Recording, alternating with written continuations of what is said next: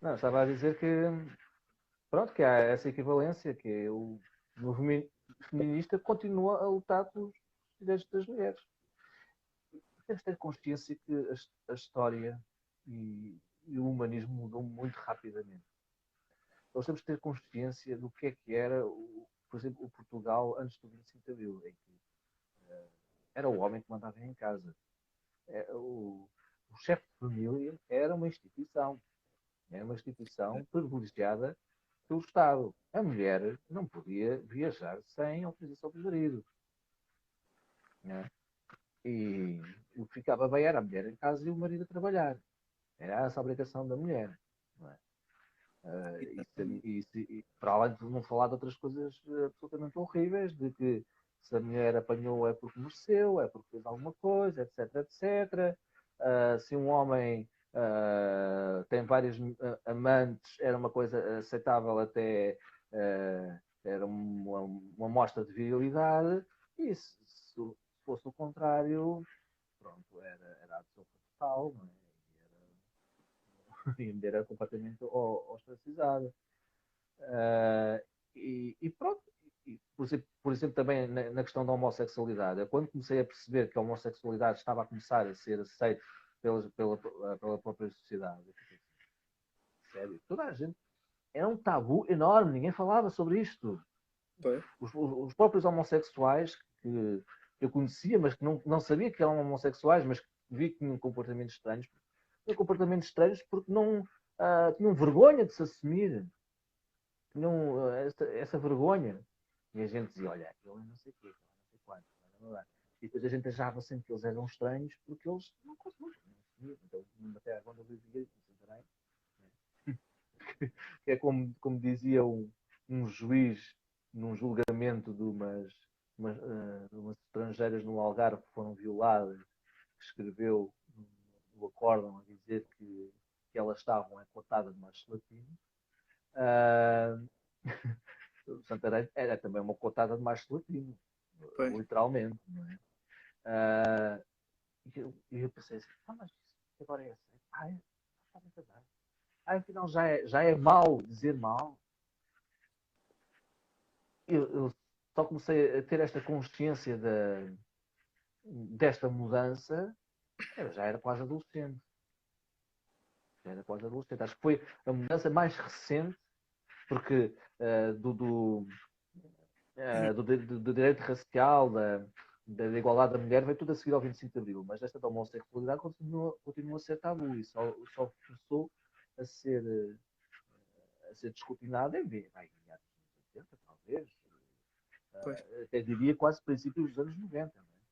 Não é? Portanto, as pessoas têm que ter consciência que isto é tudo muito recente. Houve coisas que nós conquistamos, mas é preciso agora conquistar as pessoas. Já conseguimos conquistar o poder, mas agora é preciso conquistar as pessoas. Agora, essas pessoas, não podemos permitir que essas pessoas que ainda não foram conquistadas é que façam com que o poder volte atrás. E isso é que não pode acontecer. Isso é que não pode acontecer. E há que ter consciência de que, assim como existe um movimento internacional enorme que está a querer voltar atrás, é preciso haver um movimento internacional absolutamente diverso. Portanto, tem de ser também uma força maior, uma força internacional que tenha ideias concretas e será bom para também lançar objetivos para o futuro, não é? Porque a gente diz, Uhum. tu não és nosso, és feminista. É o que muita gente diz. Pois. Se não és, como os brasileiros dizem, se não és dos nossos, és petista. Isso é pensamento comunista. Até o Bolsonaro, como o Facebook e o Twitter, ou foi voltar a ele, não se liguem a estas redes comunistas. Portanto, tudo o que é contra nós é comunista.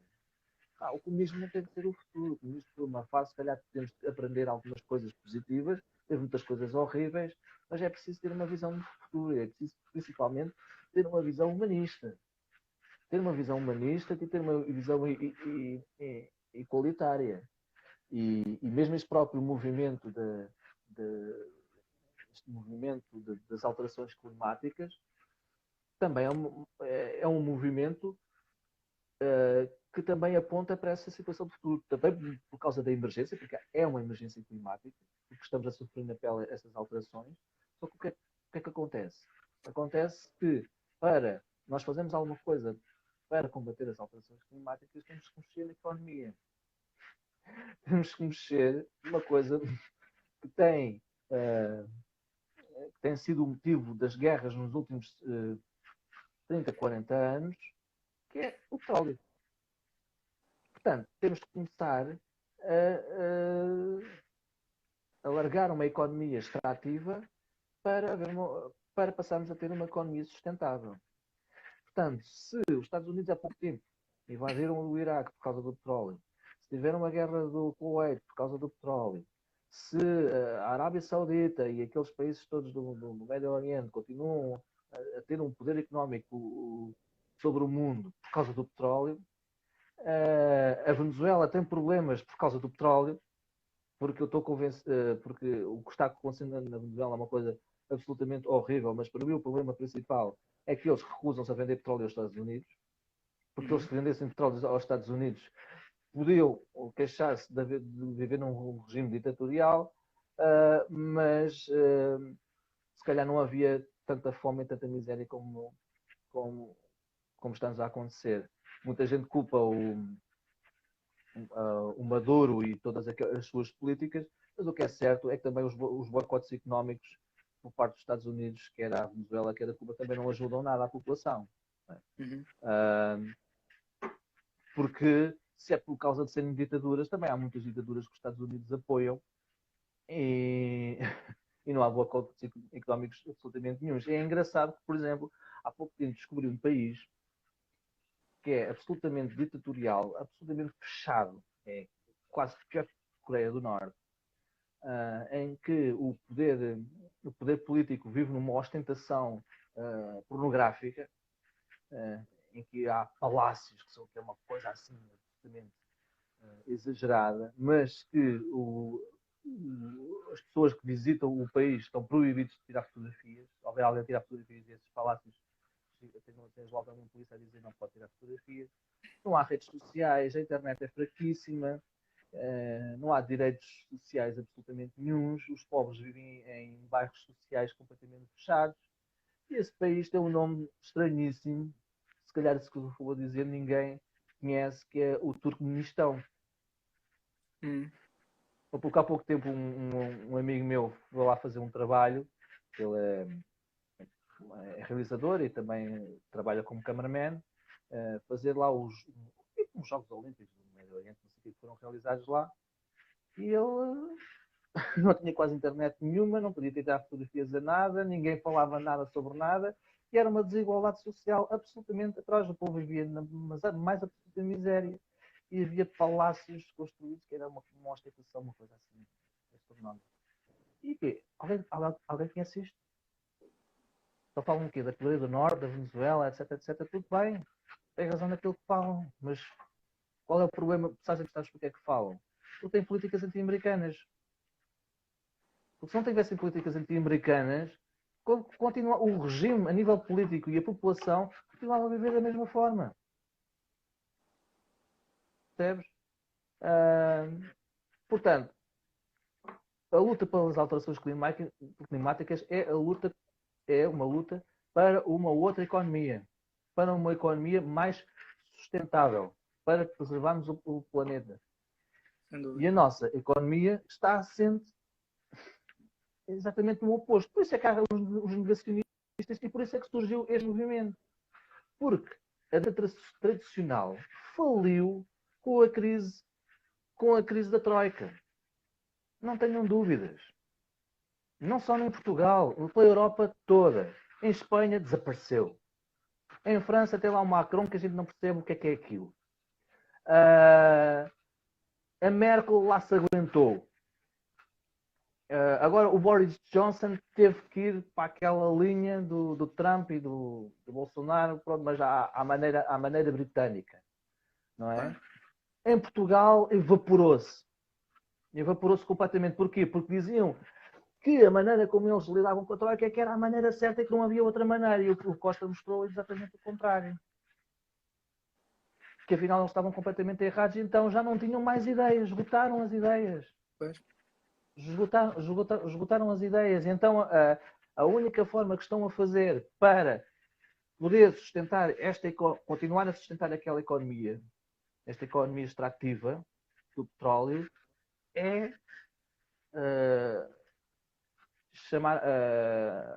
apelar às pessoas pelo seu instinto mais básico e que, por vistos, estão a conseguir em Portugal uma certa camada da sociedade.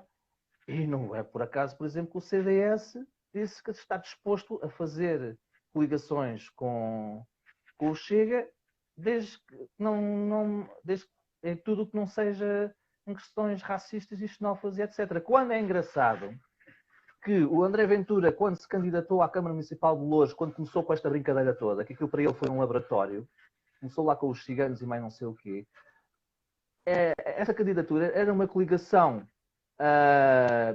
PSD-CDS. E quando ele começou a atacar os ciganos, o CDS sentiu-se indignado e saiu da coligação. E o PSD não teve a hombridade de mandar aquele gajo embora. Não, deixou-o lá. E foi o PSD que financiou aquela campanha xenófoba. Não podemos esquecer disso. Financiou. Aquilo não foi o Chega que se candidatou, foi o PSD. Não podemos esquecer disso. E foi daí que eles tiveram 20 e tal % e disseram, isto se calhar até resulta. E pronto, depois eu financiou o Chega. Não é?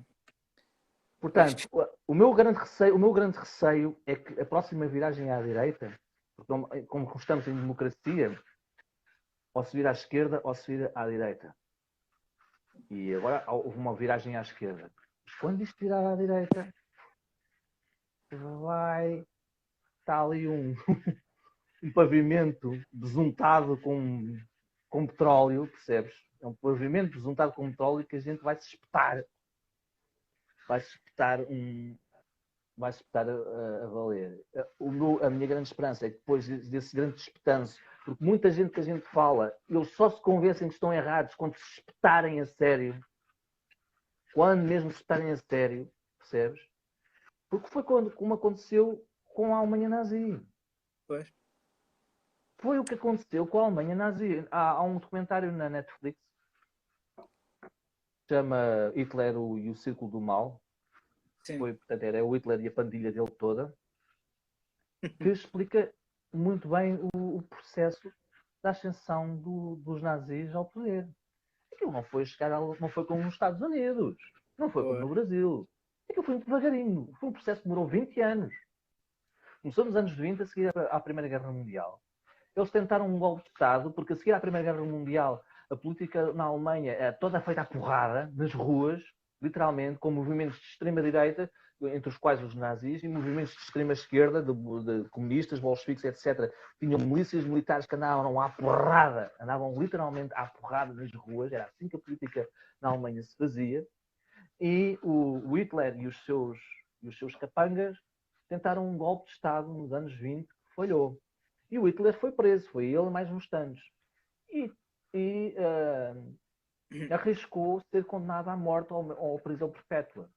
E ele se fosse, porque fez de advogado dele próprio. E ele, numa sessão no tribunal, levantou-se, começou a ter aqueles discursos que a gente conhece, né? A convencer aquela gente toda, a exaltar aquela gente toda, juízes, advogados e tudo. Toda a gente acabou no tribunal levantado a bater palmas ao Hitler. E este discurso fez com que ele só apanhasse 5 anos de cadeia. E depois começa o processo eleitoral. Começa-se a candidatar às eleições. Começaram a ter resultados fraquinhos. 2%, 3%. A Alemanha, na altura, vivia dos empréstimos dos americanos. Não tinha nenhuma crise financeira. Estava a recuperar bem. As pessoas não tinham com que se queixar. O problema foi depois o crash de 1929. E aí eles começaram a ter razões para começar a desenvolver. E começaram a crescer eleitoralmente. As campanhas contra os judeus, ao princípio, não resultavam. As pessoas diziam isto é muito disparate, isto não tem pés nem cabeça. Mas aos poucos e poucos começaram a conspirar aqui, conspirar ali, etc, etc. E culminou com um incêndio no Parlamento alemão. Com acho que foi um judeu, um comunista qualquer, pegou fogo ao Parlamento Alemão, e depois houve eleições a seguir, assim é que eles conseguiram quase 50% das votações. Portanto, não tinham ganho mesmo as eleições. Só houve um tipo qualquer que foi convencer o presidente alemão para nomear o Hitler como chanceler, porque ele estava indeciso entre ele e outro comunista, para ser chanceler da Alemanha. E lá conseguiu convencer que o Hitler era um gajo, que, apesar das coisas dele, era o gajo indicado. E pronto, e foi assim que ele chegou ao poder. Agora, vocês imaginem o que é este processo todo, de repente agora aparecer um cigano, mete fogo na Assembleia da República, por exemplo. Pois. E tínhamos eleições a seguir. Como é que seria? Como é que seria? Dá que pensar. Dá que pensar. Dá que pensar. Esta gente é capaz de tudo. Se esta gente é capaz de enxovalhar e qualquer pessoa, seja ela quem for, não tem dó nem piedade para lançar mentiras e denegrir a dignidade de uma pessoa na praça pública, esta gente é capaz de tudo. Porquê? Porque estão num desespero para proteger esta economia extrativa. E o que é certo é que as alterações climáticas estão aí. Ainda há pouco tempo vi um vídeo de uma aldeia, de uma vila norueguesa, a ser completamente engolida pelo oceano porque havia um iceberg que tinha derretido.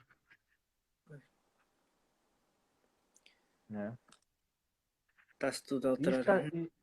Isto está tudo conjugado. É preciso termos essa lucidez e mostrar esta lucidez às pessoas, esta realidade às pessoas, está a ser muito difícil. A gente diz, a gente tem aqui com copa, a gente tem com temos uma lucidez, a gente explica vais vir e as pessoas percebem. Não percebem, porque as pessoas também estão empolgadas com este movimento, que é um movimento coletivo, é aquilo que o Gregório dizia que é o efeito rebanho. O efeito que levou o Bolsonaro também um pouco ao poder. Estamos a assistir a um movimento de rebanho. Exatamente. Estamos a assistir a isso. E a minha esperança é que estamos também a assistir a um movimento de rebanho contrário. Agora, é preciso haver uma organização ainda maior. Ainda mais consciente. Felizmente, vejo que o Bloco de Esquerda, nesse aspecto, está preocupado com essa situação. O Moisés Ferreira tem sido o deputado quase especializado em contrapor o André Ventura e tem feito algum esclarecimento sobre isso. Só que é o Bloco de Esquerda, é muito fácil apontar a dizer não, mas vocês são do oposto. Não é uma... Enfim, fazem a obrigação deles, não é? Se eles estão a querer fazer o oposto, vão fazer a obrigação deles. E é preciso também, sobretudo, evitar o que neste momento está a tentar está a ser combatido nos Estados Unidos. Estão a tentar resolver o problema, que é da abstenção, porque depois abre a porta a que esta gente entre, não é? Vimos o que aconteceu porque isto é muita gente destas não ligava à política. Exatamente. Era gente que não votava porque diziam que os políticos são todos iguais. Portanto, uma pessoa que diz que os políticos são todos iguais, logo à partida estão a dizer que não percebem nada. É que estão completamente alheios da política, não percebem nada do que é que se está a passar. E de repente, e depois pensam em coisas marginais e depois aparece alguém a falar sobre coisas marginais que está na política. Pois. Pronto. Porque a gente não vê o Chega, não tem um projeto para o Serviço Nacional de Saúde, não tem um projeto para a educação, não tem um projeto para a cultura, não tem um projeto para a economia, não tem um projeto para nada. Teve, que era tão mau, teve que esconder. Que era privatizar tudo, acabar com o Sistema Nacional de Ensino, ser tudo escolas privadas, acabar com o Serviço Nacional de Saúde, ser tudo privado, que isso foi revelado depois das eleições e depois ele tirou esse programa, covardemente. E agora o que é que lá está para propor propostas concretas sobre isso? Não há, porque o que interessa, o problema do país são os ciganos. Pronto. O problema da educação do país são os ciganos.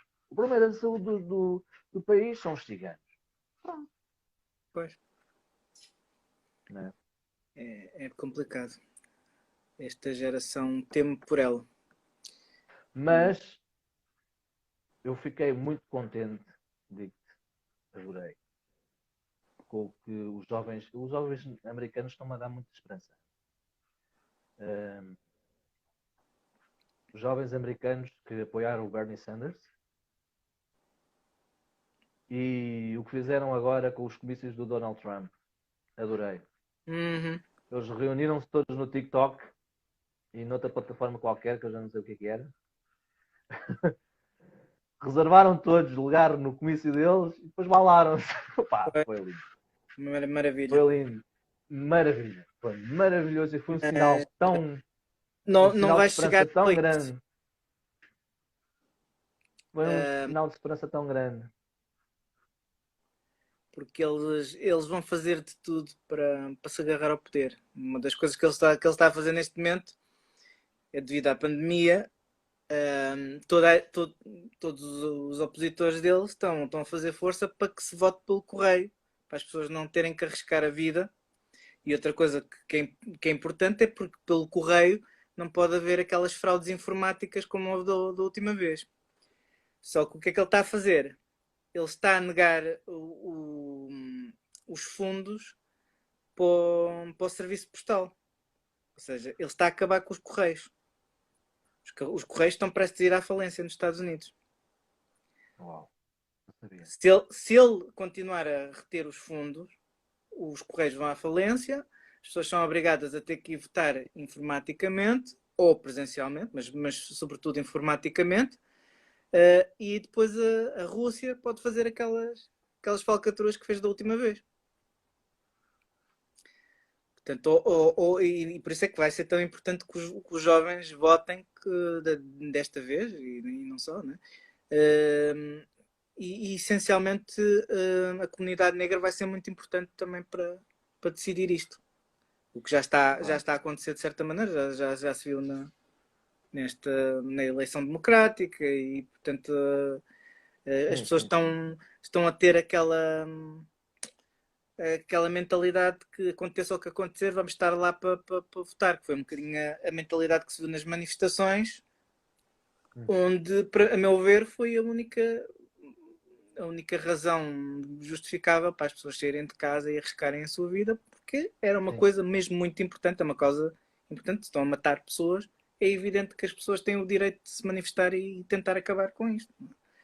É diferente de ir para as planadas, ir para as festas, ir para a praia e pronto, isso para mim não há justificação possível. Ou como ainda hoje vi alguém a dizer que os jovens têm todo o direito de serem livres e que ou uma que dizia que eu trabalho 14 horas, mereço ir para a esplanada. Quer dizer, as pessoas não têm consciência do que realmente se está a passar neste momento, do perigo que é este vírus, como é invisível, as pessoas acham que ele não anda por aí. É muito complicado. Mas pronto, vamos acreditar que haja pelo menos boa parte desta geração que dê volta a isto. O meu receio é se realmente o Sr. Trump perca as eleições, e acho que espero que ele tenha uma derrota estrondosa. Espera aí, desculpa, não te ouvi. Estava a dizer que tinha uma derrota estrondosa. Se ele vai aceitar o resultado das eleições ou não. Não me parece. Ele já está a preparar a situação. Esse é que é o maior medo. Mesmo o próprio Bolsonaro também já ameaçou várias vezes implementar uma ditadura. Sim, aliás, ele já está a preparar. Já está a interferir no Poder Judicial. Ele já está a plantar as sementes da fraude, do suposto fraude que vai acontecer. Depois, se ele ganhar, já não há fraude nenhuma. Nunca houve. Foi o que aconteceu da outra vez. Mas até lá ele vai... E atenção, porque aí, nessa altura, aquelas pessoas que ele considera muito boas pessoas, que são os nazis e os outros todos, vão para a rua partir tudo. Porque é que ele também se fez muito amigo dos polícias agora? Porque a polícia tem fundos que a pessoa nem imagina. São uma das instituições mais bem financiadas nos Estados Unidos. E a ele interessa-lhe ter os polícias do lado dele. Até para a situação, a gente viu o que aconteceu, que ele foi para o bunker quando houve as manifestações, apagou as luzes da Casa Branca, depois quando saiu, mandou atirar gás lacrimogéneo para as pessoas e passeou-se, mas com uma grande escolta de coisa. Eu, com esta última entrevista que eu fiz, este rapaz, o ator, ele também é veterano do Exército. E estava a dizer que se ele ainda estivesse no Exército, pura e simplesmente recusava-se a cumprir as ordens. E depois eu tive-lhe a perguntar, então, depois o que é que podem fazer? E ele disse que podiam eventualmente acusá-lo de algum crime, podiam prendê-lo. Acontecesse o que acontecesse, ele nunca mais ia conseguir arranjar um emprego na vida. Porque aquilo ia ficar lá no cadastro dele. Claro. Ele diz que a alma dele está em primeiro lugar, que ele nunca ia conseguir viver com ele se alinhasse naquelas coisas e que não é à toa que o próprio chefe lá do Exército mandou um comunicado onde dizia nas entrelinhas que aquilo era anticonstituição e que o Exército devia ter atenção e para não pronto, entre aspas, a dizer para eles não cumprirem bem aquilo que ele estava a dizer. E eles estavam no seu direito, não está na Constituição estarem a usar o Exército para fazerem aquilo que fizeram. Claro. Mas pronto, isto para ver o que é que pode acontecer nesta altura. Eu também acho que vai haver uma grande rebelião se ele perder mesmo as forças armadas e coisas. Depois aí diz, ok, já não estás aí agora. E muitos até ficaram contentes de o escoltar para fora. Mas pronto, vamos ver o que é que vai acontecer. Mas que ele vai alegar Eles já fizeram porcaria suficiente. Mesmo, por exemplo, já ao final da Segunda Guerra Mundial, nesse comentário, por acaso, havia um facto que eu não desconhecia completamente. Houve várias tentativas de golpes de Estado na própria Alemanha. Os militares estavam fartos dos nazis até para os escalhões, só faziam porcaria atrás de porcaria. Para pregar também estava praticamente perdida. E, portanto, no Brasil acho que vai ser mais complicado. No Brasil acho que vai ser um pouco mais complicado. Agora, a questão é o Exército tem sempre uma palavra a dizer. Tem sempre uma palavra a dizer. Em Portugal, o 25 de Abril saiu vitorioso porque houve um cabo dentro de um tanque que se recusou a cumprir uma ordem do brigadeiro de disparar sobre o Salgueiro Maia e as pessoas todas estavam atrás dele. O brigadeiro, que acho que se chamava dos Reis, disse: disparem sobre aquele homem. E o Salgueiro Maia tinha uma arma na mão. E o tipo olhou para um lado, olhou para o outro, fechou-se dentro do tanque e deixou-se estar. E eu disse: você já acabou. E o brigadeiro lá, você já desgastou a sua vida, não sei o que, assim, quando. E foi-se embora. E a partir daí foi só subir ao carro e prender o Vassal Caetano. Mais nada. E o Salgueiro Maia, ali com um tanque à frente dele, com um brigadeiro a dizer disparo sobre aquele homem. Quer dizer, a decisão daquele homem, daquele cabo, dizer não disparar, foi o que fez ganhar o 25 de Abril. Se ele tivesse disparado, pronto. Depois havia uma fragata que estava no teste também de começar a disparar, portanto, ia ser uma chacina, ia ser horrível. E decisão só de um homem só, de um simples cabo. Depois é engraçado que ele nunca mais voltou a Lisboa. Ele era de uma terra lá para o norte, não sei qual terra que era. Voltou lá para o norte, só passados 30 e tal, quase 40, acho que foi os 40 anos do 25 de Abril. Ele veio cá a Lisboa, já não vinha a Lisboa desde esse dia. Vê lá tudo. E entrevistaram-no ali no Correio do Passo e ele disse uma coisa absolutamente extraordinária, que era: eu quando jurei em bandeira, jurei defender a minha pátria. Não jurei destruí-la. Exatamente. Portanto, a pátria não é o poder, não é o Estado, não é o presidente, são as pessoas. A pátria somos nós. Somos nós, são os negros, são os imigrantes, somos todos que sofremos aqui. Nós é que somos a pátria. Nós é que somos a pátria. E aquele homem decidiu não disparar para não matar aquelas pessoas, para não matar a pátria. Porque se ele fizesse aquilo, sabia que a pátria ia ficar destruída.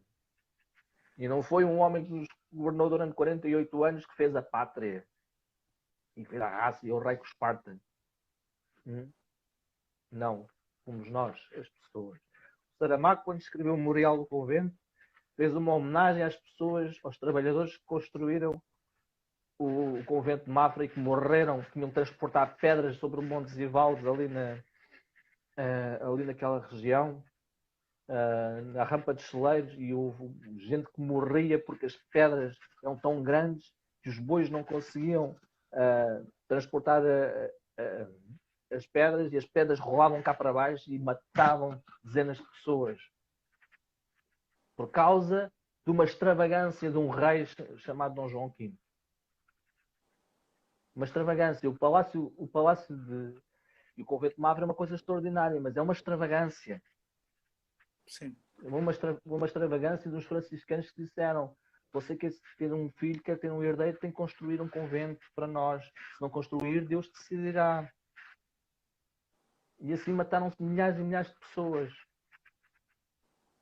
É preciso que as pessoas tenham consciência disto. Que quem está no topo não tem consciência. Uma vez uma colega minha que dava aulas no Liceu Pedro Nunes, que é o liceu, apesar de ser público, a gente sabe que é um liceu de classe alta, média alta, com alunos de classe média alta, levou os alunos dela a uma feira tecnológica para ver o que é a casa inteligente, as novas tendências, não sei o quê. Eles viram-se para ela: professora, já tinha isto na minha casa? Já não está o quê? Mas já tinha isto na minha casa? Posso ir jogar PlayStation? E não têm. Não, e depois é este tipo de gente que vive nestas bolhas que se dão ao luxo de fazer estas extravagâncias. São extravagâncias que dependem. O facto de, por exemplo, nós temos aqui o nosso iPhone e não sei o quê, as extrações de lítios que são feitas em África. São feitas em África para podermos continuar a ter o nosso consumismo colonialista. Nós ainda temos um consumismo exatamente igual ao que tínhamos antes da descolonização. E os recursos estão a vir do mesmo sítio. Os recursos estão a vir do mesmo sítio. Uma coisa é o sistema político, seja ditatorial, seja colonialista, seja o que for. Mas o sistema económico, aquilo que faz mexer a economia, pouco mudou.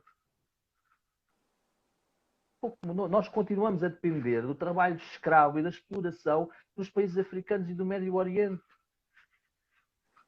Quantas vezes nós não vimos, por exemplo, vimos o Shark Tank, não é? Nós gostávamos do Shark Tank, coisa tão bonita, não é? Eu sou empreendedora, tenho aqui uma ideia e vou dizer: vai-te de caralho, mete essa. Uma vez um virou-se para o outro e disse: olha, sabe o que é a autocombustão? Você agora vai explodir e vai arrebentar com essa ideia de merda que você tem. Epá, horrível. E houve um que disse: a sua ideia é muito boa, mas sabe, se eu agarrar nela, tenho uns contactos na China, ponho lá umas fábricas na China a produzir isso e nós vamos ganhar uma fortuna. E quem é que trabalha nessas fábricas na China? Não tens uma fábrica lá nos Estados Unidos? Pois, tens de pagar um salário normal, não é? Não vais pagar meia dúzia de patacas como pagas na China. Não é? Enfim. Bem visto. Fizemos aqui uma viagem emocional, até chorei. Enfim. Não, mas é bom, e as pessoas precisam de falar. Eu também sinto isso quando convido as pessoas para virem fazer estas entrevistas, e depois acabam sempre por, inclusivamente, transforma-se um bocado num sofá de psiquiatra, porque as pessoas depois acabam por contar histórias incríveis que ninguém está à espera. Lembro-me de uma vez, uma das convidadas dizia: que se ressentia da irmã porque ela tinha saído muito cedo de casa e ela ficou sozinha. E pronto, começou ali a desbobinar uma data de coisas que não estava prevista. E a irmã Yeah. estava a assistir em direto à entrevista e pediu-lhe desculpa no chat. Era a primeira vez que a irmã estava a ouvir a história. Aquele desabafo. E pá, sabe-se de coisas inacreditáveis e depois há histórias engraçadíssimas. Por exemplo, estávamos a falar da questão do racismo.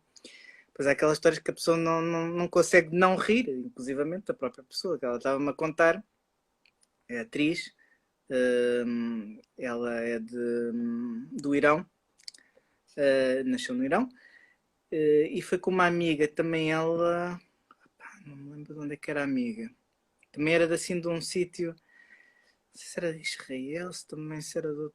Bem, não me lembro agora. Mas está no meu Instagram, depois se quiseres podes ver. E foram a um casting e foram lá, apresentaram-se, estava tudo muito bem, iam começar, estava lá já o câmara, tudo preparado e não sei o quê. E alguém dentro do casting pergunta-lhe a ela e à amiga de onde é que elas são. Bem, quando ela diz que é do Irão e a outra diz que é também de outro sítio, não sei o quê, ela a contar-me que o câmara ficou de boca aberta, fugiu. O câmara Como se ela fugiu tivesse uma bomba qualquer num sítio correr qualquer. e ninguém o apanhou mais. Uau. Pensou que eles iam pôr uma bomba no casting ou lá o quê. É a história mais inacreditável e hilariante que eu ouvi na minha vida passada num casting. É incrível. Mas mostra o medo que as pessoas. Só porque ela disse que era do Irão. Não, ainda ontem no direto que fiz, a Susana Sá a dizer que o medo é uma doença muito contagiosa. Contagia-se. Contagia-se. Uh, eu lembro-me quando foi o 11 de setembro, uma rapariga que estava com. Uma miúda. Tinha pai 10, 12 anos. Não, ele ainda velha. Estava para apanhar o autocarro. Ia entrar no autocarro. Um motorista olhou para ela e disse-lhe: Talibã! E fechou-lhe a porta e foi-se embora. E a miúda ficou ali, ficou a chorar. Meu Deus. Ficou a chorar. Talibã!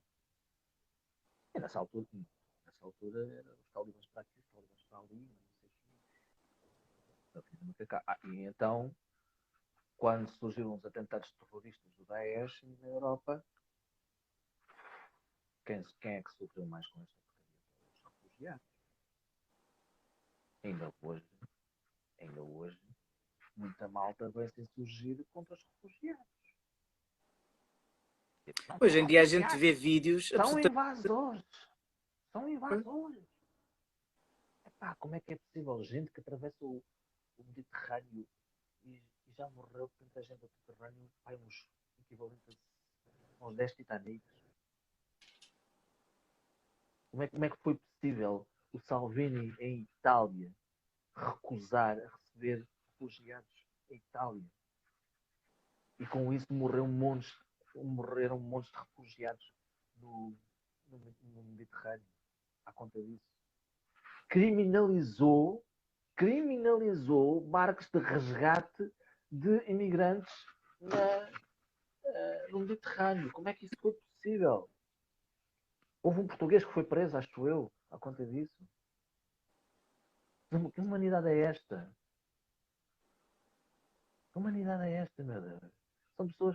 São pessoas que não têm nada a perder. Que arriscam a própria vida e que morrem mesmo. Pessoas que morrem, efetivamente. Olha, se morreu, morreu. Se não morreu, passa à frente. E como é que a gente diz não para não receber os refugiados? Porque são terroristas. Ainda há pouco tempo estava a ver há um tipo que de vez em quando dá uma olhada, mas não tem paciência. Que foi cabeça de lista do Chega por Viseu, que tem uns vídeos no YouTube, tipo chama-se João Tilo. É um cota já. Que o homem é muito inteligente, eu acho que ele já foi professor de história ou qualquer coisa, mas depois misturado muita coisa. a dizer que os refugiadinhos andam aí em Lisboa. Porque houve uma notícia ali numa pousada da juventude que houve alguns problemas com os refugiados. A dizer, isto são refugiados de países que nem sequer estão em guerra. Pois, quando a gente não se percebe que não é preciso um país estar em guerra para ser refugiado.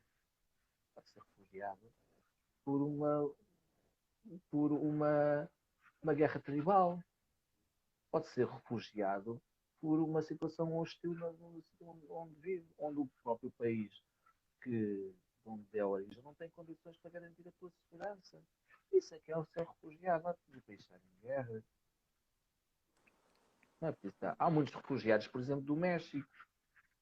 Porquê? Por causa dos gangues, ou das maras, como se chamam, que são das coisas mais criminosas que existe neste planeta.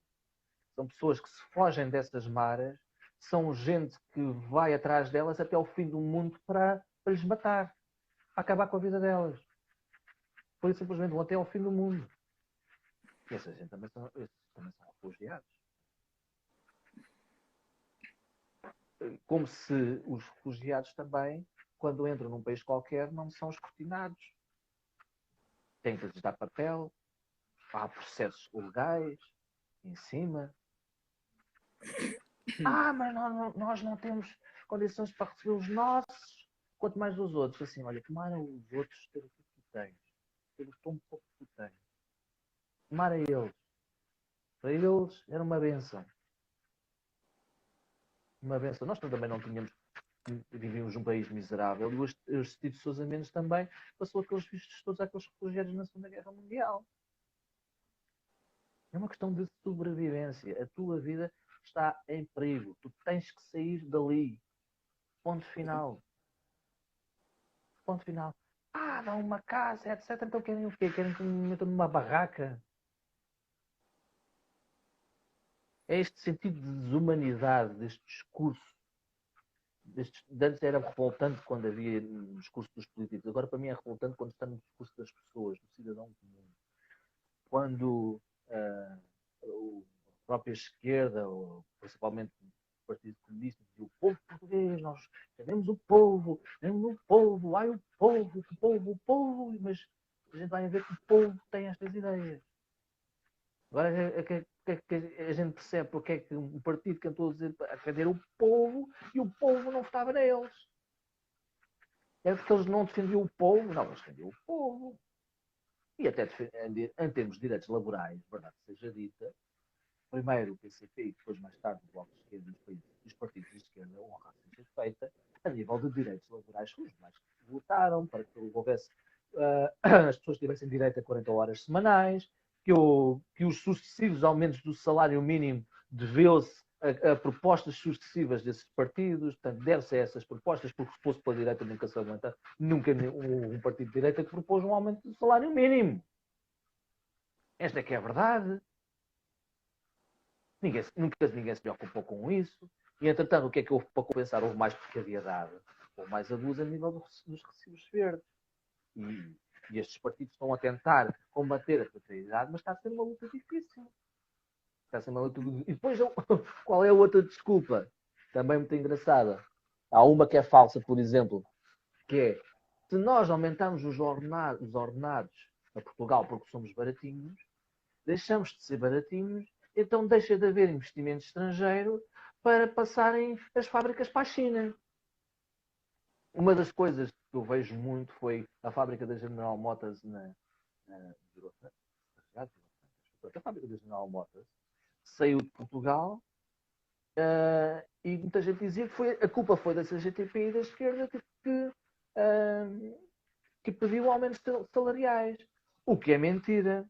Quer dizer, é verdade que pediu, mas o que é certo é que essa fábrica deslocou-se para a Espanha, não foi para a China, foi para a Espanha, e onde os trabalhadores lá recebem mais do que os trabalhadores portugueses. Portanto, não foi uma questão salarial, foi uma questão estratégica. Foi uma decisão estratégica da própria empresa. A gente diz, se vocês pedem mais, pois não há emprego para ninguém porque as empresas vão-se embora. Que raio de visão é esta, então? Então vamos o quê? Então vamos, pronto, baixa, ganhar pouquinho, ser poupadinhos para continuarmos a ter o nosso dinheirozinho. E pronto. Pois. Ah, mas pronto. Agora, acho que estes últimos anos desta governação, a nível de garantia de salários, ah, conseguiu-se melhorar alguma coisa. Mas, por exemplo, um discurso que se faz muito que é tem que se melhorar a nossa economia, Portugal tem que melhorar a economia, não sei o quê, blá, blá, blá, mas ninguém tem coragem de dizer que essa evolução da economia não está propriamente associada à melhoria das condições de vida das pessoas. Pois. Não é? A economia, porque uma economia traz mais emprego. Olha, e o caso mais flagrante que nós tivemos foi o turismo. Né? O turismo é muito bom, isto tudo cheio de turistas e tal, então, não sei quantos milhões de turistas, Portugal, o melhor destino do turismo. Qual era a média de salários no setor do turismo? 600 e tal euros por mês. 600 e tal euros por mês. Pois. Como é que é possível? Quer dizer, a evolução da economia, tudo bem. Mas é para as pessoas viverem melhor. O que é Quando certo é que houve comparamos com muita outros gente. países é ridículo. Pois, é ridículo. Houve alguém a comer muito bem à conta disto. Muita gente a comer muito bem à conta disto. E depois é a outra coisa que, desde então, por exemplo, este novo partido que surgiu, a Iniciativa Liberal, né? Que é o pensamento de o que importa são os lucros. Porque a gente não pensa que os lucros, para aumentar os lucros, uma das coisas fundamentais que fazem é tentar pagar menos às pessoas, reduzir os Pois. salários. Porque o salário é um encargo, não é, não é distribuir os teus lucros aos trabalhadores da tua empresa. Não, é um encargo. Portanto, vamos tentar pagar menos para aumentar os lucros. É esta a lógica. Não, pensa assim, estás a pensar com comunista. Mas é verdade. Há esta discrepância cada vez maior e cada vez mais obscena que as pessoas já não têm a vergonha de dizer isto. Vamos aumentar os lucros porque vamos pagar menos, vamos despedir, quanto menos pessoas tivermos a trabalhar melhor, etc, etc. Né? Depois pensamos, ok, então aí, como é que é a melhoria da vida das pessoas? A economia, o que é bom para a economia, o que é bom para a economia. E esse rácio a gente vê qual é o valor do salário mínimo em cada país. Não. Basta ver qual é o valor de cada país. Vamos aqui a Espanha, acho que é 1000 e tal euros, não sei. Enfim. Enfim. Meu querido, quero-te fazer umas perguntas sobre a tua vida e sobre a tua carreira. Que é para não parecer que Força? isto é tudo. As pessoas devem pensar que esta entrevista termina inevitavelmente com a tua candidatura política, mas. Não, não. Não, eu nunca. Já fui candidato Mas eu votava em ti. várias vezes. Já fui candidato várias vezes. Já participei em listas para a Assembleia da República. Eram sempre listas num lugar não elegível. Mas pronto, era porque não havia. Estava militando. Fui. Estive nas listas da UDP em 97, acho eu. A partir daí comecei, enquanto estava em Santarém, estava sempre nas listas do Bloco de Esquerda. Houve uma altura que já tinha um lado gente muito melhor do que eu e que já não precisavam de mim. Daí. Também participei nas listas, fui cabeça de lista para a Junta de Freguesia lá da minha terra, também lá em Salvador, em Santarém. Mas desde que vim para Lisboa não.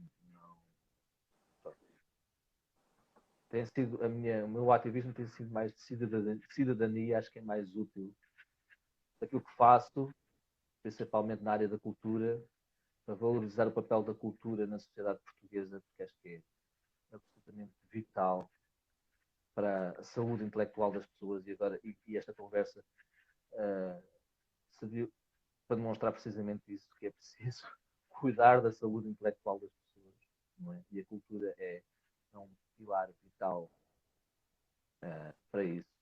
Agora, não tenho ambições políticas absolutamente nenhumas. O meu objetivo é como é que eu posso contribuir, como é que eu posso posicionar-me, onde é que eu me posiciono no meio disto tudo. E não ter medo dessa minha posição. Ou seja, não me acovardar nessa minha posição. Quer dizer, eu tenho esta minha posição, mas se eu fizer alguma coisa não adianta de nada. E não é bem assim.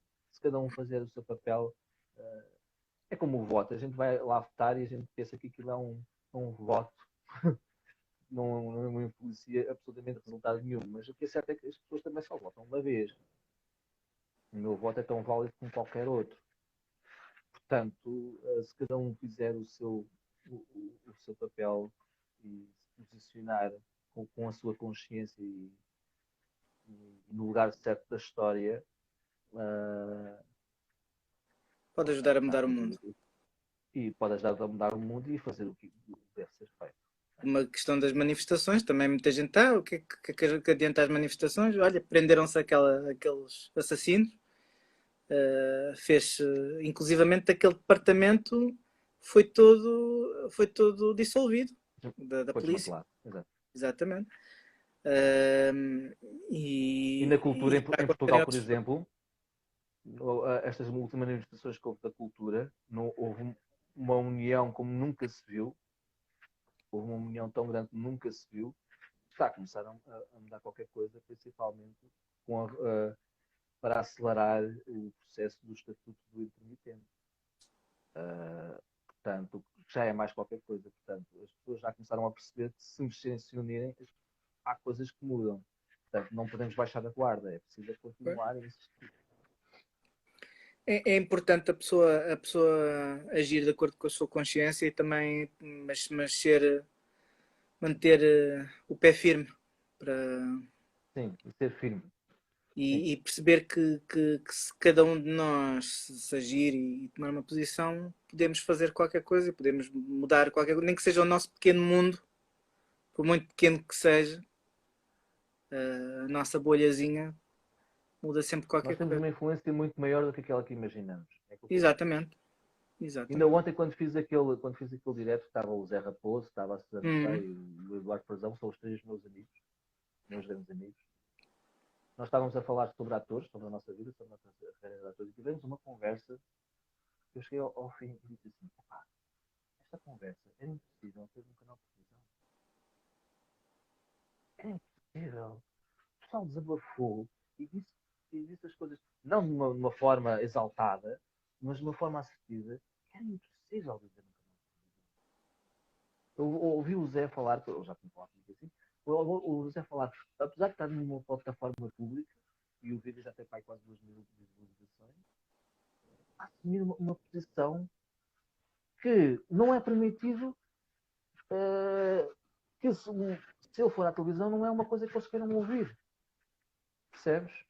Querem ouvir é sobre a vida da pessoa, a vida pessoal da pessoa, a infância, não sei o que, sei quantos. Se forem aos outros programas da manhã, ainda está, se ele ainda está casado, se está divorciado, etc, etc. Ele diz, a gente vai lá, sujeita-se a isso, mas é para dizer que estamos a fazer um espetáculo, tal e tal, para tentar promover esse espetáculo, mas a gente depois, eles não querem saber do espetáculo, querem saber da nossa vida, não sei o que, sei quantos. Tivemos uma conversa, tivemos todos ali uma conversa, se calhar estou a fazer uma coisa que todos não fazem. E que se calhar é fundamental fazer e é fundamental também as outras pessoas ouvirem. Que é também o outro lado das coisas. Né? Eu pensava, então é isso em ti, estava a fazer alguma coisa do teu e alguma coisa que pode mudar. Mas sim, tinhas umas perguntas. Sim, vamos a elas. vamos a isso. Que é para as pessoas também ficarem a saber um bocadinho sobre ti, para além destas opiniões. Mas onde tu nasceste em Santarém, não é? Sim, nasci em Santarém. Era onde moravam os teus pais? Ou foi coincidência? O meu pai veio de Moçambique. A família dos meus pais vivia em Moçambique. O meu avô era um defensor de Serra do Salazar e do Estado Novo, e que foi governador de várias províncias de Moçambique, andava sempre com a casa às costas, de um lado para o outro, mas a minha avó. E então o meu pai tinha uma irmã mais velha e ele depois eles vieram estudar para Lisboa. A minha tia para Lisboa e o meu pai foi estudar para Santarém, para a Escola de Regentes Agrícolas. Agora é a Escola Superior Agrária. Na altura era a Escola de Regentes Agrícolas. Essa escola ficava relativamente perto da casa dos meus avós maternos, aliás. Portanto, foi aí que ele conheceu a minha mãe.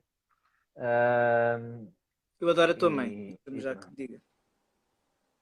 A minha mãe é uma lutadora incansável. O meu pai era um terrorista do pior, porque depois começou às escondidas do meu avô, mais juntamente com a minha mãe e mais alguns amigos, entre os quais a minha tia, irmã da minha mãe, e mais o companheiro dela na altura, isto antes do 25 de Abril, a participar em organizações clandestinas do Partido Comunista. E então o meu avô mandava sempre dinheiro ao meu pai e precisava de um papel qualquer, lá da escola para que o meu avô pudesse mandar o dinheiro. Eles disseram, mas o seu filho não mete aqui os pés há 6 meses. E o meu avô, és terrorista, pá. Não há nada a fazer. E tal, só depois do 25 de Abril é que a minha tia disse assim, olha, pai, não vou esconder mais. O Zé dá a faltar às aulas porque ele anda nas atividades do Partido Comunista. Meu filho é um comunista! Os meus pais, de facto, tiveram um papel muito importante na resistência antifascista. Houve um episódio, o meu pai não foi preso por sorte, porque na casa onde os meus pais moravam, em frente à casa da minha avó, na Capela das Padeiras, em Santarém, faziam-se reuniões clandestinas do Partido Comunista na casa dos meus pais.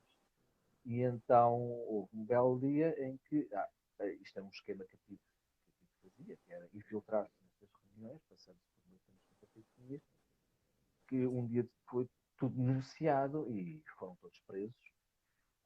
O meu pai não foi preso porque houve um camarada dele, que era nosso vizinho, que sofreu horrores da tortura da PIDE, que disse, não, eles só nos cediram a casa, a gente disse que era para organizar uma reunião já não sei de quê, e eles não tinham consciência que era para uma atividade do Partido Comunista. Por caso contrário, nós não conseguimos a casa para reunir. E a PIDE acreditou nessa versão. Foi essa versão que fez safar o meu pai e a minha mãe da prisão. Pronto, eu nasci em 73. E depois, em 74, deu-se o 25 de Abril. Os meus pais separaram-se já nos anos 80.